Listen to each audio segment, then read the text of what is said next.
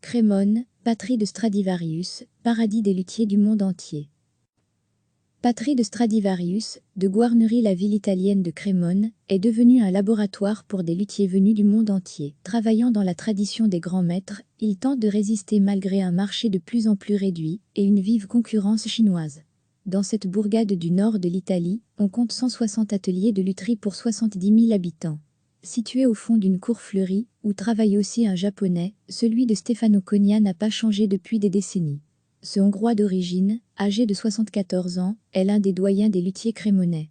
Il continue à travailler bien qu'il soit en retraite depuis bientôt 10 ans. Si je ne fabriquais plus de violons, la vie pour moi serait terminée. Tous les jours, je suis ici, dans l'atelier. C'est un antidote contre la vieillesse, sourit le septuagénaire dont le père était lui-même luthier en Hongrie. Son établi fait face à celui de son fils, sur lesquels s'étalent planches, limes, serre-joints, compas, pinceaux ou petites scies. Choisir la lutherie, c'était naturel. J'ai passé mon enfance ici à la Bottega, que mon papa a ouverte fin 1972, 2 mois avant ma naissance, raconte son fils.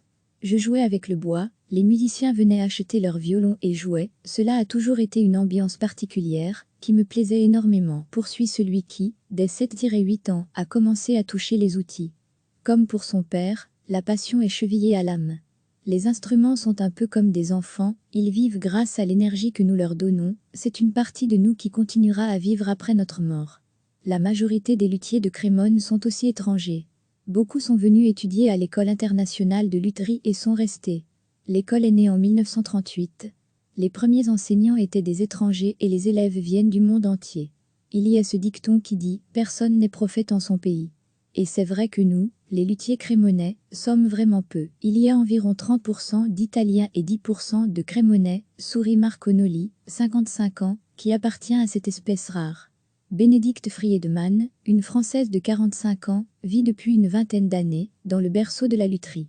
Venir à Crémone, c'est peut-être un peu prétentieux de dire ça, comme marcher dans les pas des plus grands, Stradivarius, Guarnerie, Amati, souligne-t-elle. Être luthier ici, c'est pouvoir se consacrer à 100% à la création d'instruments. Et plus on en fait, meilleur on devient, note-t-elle. Elle explique qu'en France par exemple, beaucoup de luthiers font des réparations, du reméchage d'archets ou vendent des accessoires pour gagner leur vie, ce qui leur laisse peu de temps pour leur art. Trouver des clients n'est néanmoins pas toujours simple, après la croissance enregistrée dans les années 1960, 1970 ou 1980. Notre marché, qui est un marché d'élite, s'est réduit, explique Giorgio Grisal, le président du consortium. Les théâtres sont moins nombreux, les représentations moins fréquentes, et les violonistes chevronnés préfèrent le plus souvent des instruments anciens, du XVIIIe et XIXe siècle. Alors que Crémone vit pratiquement de l'export seulement, le coronavirus a porté un coup sévère. Mais avant même l'épidémie, le secteur était en difficulté en raison de la concurrence impitoyable de la Chine et de l'Europe de l'Est, souligne M. Grisal. La Chine est le premier producteur d'instruments à archet, avec 77,8 millions de dollars d'exportation en 2019, pour 1,5 million d'instruments. C'est plus de la moitié du marché mondial, selon le Centre international du commerce, ITC. L'Italie se positionne en 5e position, 4,6% des exportations mondiales, derrière le Royaume-Uni et l'Allemagne, mais devant la France. Ses principaux clients sont le Japon et les États-Unis. Les luthiers italiens affrontent la concurrence de contrefaçon, certains faisant passer pour crémonais des instruments fabriqués ailleurs, mais aussi et surtout de produits meilleur marché. Les instruments de maître commencent à 25 000 €, tandis que d'autres, d'une qualité légèrement moindre mais toujours excellente, sont vendus autour de 15 000 €, détaille M. Grisal. Dans le même temps, pour 200 €, voire moins, il est possible d'avoir un violon chinois, un archet et un étui. Ce sont des instruments économiques, faits en série, et destinés à ceux qui commencent à étudier, explique le violoniste baroque Fabrizio Longo. De son côté, Crémone est un point de référence important. L'école crémonaise garantit des paramètres clairs, choix du bois, soin dans la réalisation, mais bien sûr, la qualité dépend de chaque luthier, souligne-t-il. En Chine, le plus souvent, les violons sont fabriqués dans une usine humaine. Ils sont faits à la main, mais 10 luthiers travaillent chaque jour sur les mêmes parties. C'est un travail à la chaîne et à la fin on obtient un assemblage. Il n'y a pas d'unicité, d'authenticité, explique Madame Friedman. Ici, pour fabriquer un instrument, il faut au moins 300 heures, soit entre 2 et 3 mois, explique Monsieur Grisal. Les essences utilisées sont les mêmes que ceux des grands maîtres, érable ondé et épicéa. Outre la concurrence étrangère, qui respecte peu les règles en termes de développement durable, déforestation, la difficulté vient aussi du nombre important de luthiers à Crémone, plus de 300 officiellement. Se faire connaître est un peu laborieux, et la recherche de commandes est une quête permanente, affirme Madame Friedman. Elle déplore la concurrence déloyale de confrères travaillant au noir et échappant à la taxation de quelques 60% imposée aux artisans.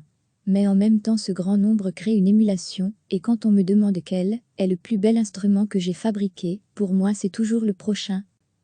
Patrie de Stradivarius, de Guarnerie la ville italienne de Crémone, est devenue un laboratoire pour des luthiers venus du monde entier. Travaillant dans la tradition des grands maîtres, ils tentent de résister malgré un marché de plus en plus réduit et une vive concurrence chinoise.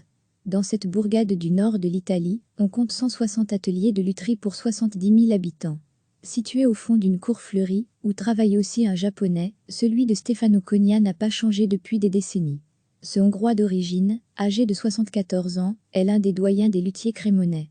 Il continue à travailler bien qu'il soit en retraite depuis bientôt 10 ans. Si je ne fabriquais plus de violons, la vie pour moi serait terminée. Tous les jours, je suis ici, dans l'atelier. C'est un antidote contre la vieillesse, sourit le septuagénaire dont le père était lui-même luthier en Hongrie. Son établi fait face à celui de son fils, sur lesquels s'étalent planches, limes, serre-joints, compas, pinceaux ou petites scies. Choisir la lutherie c'était naturel. J'ai passé mon enfance ici à la Bottega, que mon papa a ouverte fin 1972, 2 mois avant ma naissance, raconte son fils.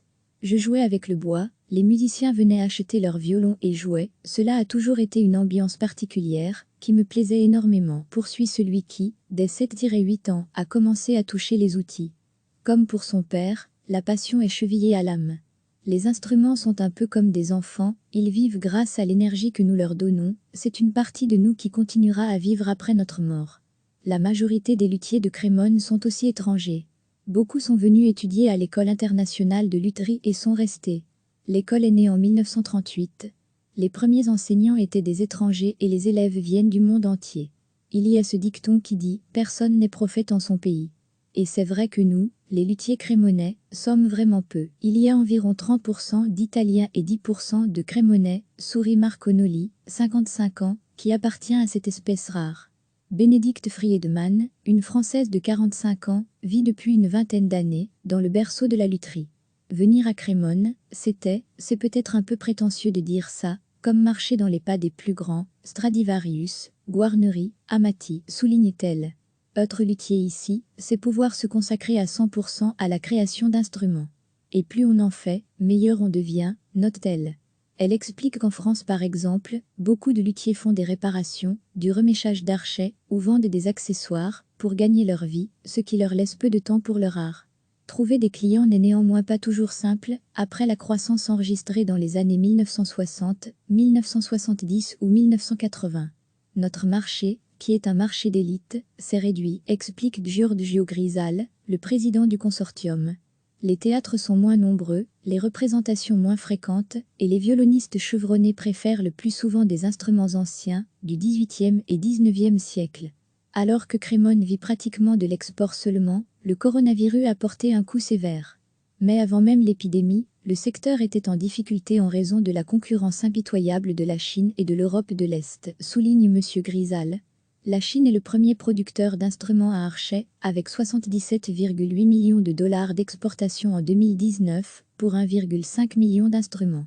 C'est plus de la moitié du marché mondial, selon le Centre international du commerce, ITC. L'Italie se positionne en 5e position, 4,6% des exportations mondiales, derrière le Royaume-Uni et l'Allemagne, mais devant la France. Ses principaux clients sont le Japon et les États-Unis. Les luthiers italiens affrontent la concurrence de contrefaçon, certains faisant passer pour crémonais des instruments fabriqués ailleurs, mais aussi et surtout de produits meilleur marché. Les instruments de maître commencent à 25 000 €, tandis que d'autres, d'une qualité légèrement moindre mais toujours excellente, sont vendus autour de 15 000 €, détaille M. Grisal. Dans le même temps, pour 200 €, voire moins, il est possible d'avoir un violon chinois, un archet et un étui. Ce sont des instruments économiques, faits en série, et destinés à ceux qui commencent à étudier, explique le violoniste baroque Fabrizio Longo. De son côté, Crémone est un point de référence important. L'école crémonaise garantit des paramètres clairs, choix du bois, soin dans la réalisation, mais bien sûr, la qualité dépend de chaque luthier, souligne-t-il. En Chine, le plus souvent, les violons sont fabriqués dans une usine humaine. Ils sont faits à la main, mais 10 luthiers travaillent chaque jour sur les mêmes parties. C'est un travail à la chaîne et à la fin on obtient un assemblage. Il n'y a pas d'unicité, d'authenticité, explique Madame Friedman. Ici, pour fabriquer un instrument, il faut au moins 300 heures, soit entre 2 et 3 mois, explique Monsieur Grisal. Les essences utilisées sont les mêmes que ceux des grands maîtres, érable ondé et épicéa. Outre la concurrence étrangère, qui respecte peu les règles en termes de développement durable, déforestation, la difficulté vient aussi du nombre important de luthiers à Crémone, plus de 300 officiellement. Se faire connaître est un peu laborieux, et la recherche de commandes est une quête permanente, affirme Madame Friedman. Elle déplore la concurrence déloyale de confrères travaillant au noir et échappant à la taxation de quelques 60% imposée aux artisans. Mais en même temps ce grand nombre crée une émulation, et quand on me demande quel est le plus bel instrument que j'ai fabriqué, pour moi c'est toujours le prochain. Cliquez sur s'abonner pour recevoir les dernières nouvelles.